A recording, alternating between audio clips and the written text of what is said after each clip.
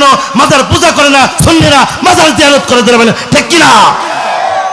এই মসজিদে বসে বসে, মাদ্রাসায় বসে বসে যারা মাজার ভাঙতে চাও, মাজারের বিরুদ্ধে কথা বলো, একটা কথা আমি বলে গেলাম, যারা মাজারের বিপক্ষে কথা বলো, এই দেশের ভিতরে মাজার ওয়ালারা যদি না আসতো, মসজিদ মাদ্রাসা খুঁজে পেত না। আজ তারা বলেন ঠিক কিনা? কারণ হযরতে শাহজালাল ইসলাম প্রচার করেছে, রাজা গৌরগোবিন্দ বিরুদ্ধে হুঙ্কার দিয়েছে, আজান দিয়েছে, পালাইতে বাধ্য হয়েছে। আজকে জিহাদ জিহাদ বলে কথা বলো, এই শুনে রাখো, ওই মুজাদ্দিদ আল পেসানি রহমাতুল্লাহ জিহাদ করেছিল সম্রাট আকবরের বিরুদ্ধে, তখন তোমরা কোথায় ছিলে? হ্যাঁ, আরে জিহাদ শিখেছো না?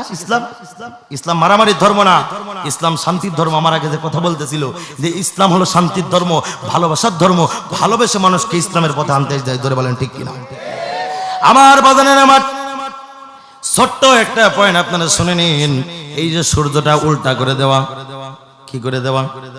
উল্টা করে, ওই সোজা পিঠ উপরের দিকে, আমাদের দিকে উল্টা পিঠ দেওয়া। কিন্তু আল্লাহ মাঝে মাঝে যখন ফোকাস বাড়াই দেয়, আমরা কইরে মারে বাবারে গেছি রে যারা বলেন ঠিক কিনা?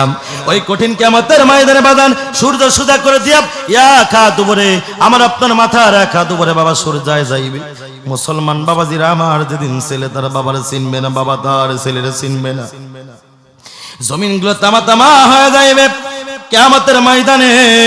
ও বাবাজিরা আমার, আপনার সাথে আমার মারামারি নাই, নবী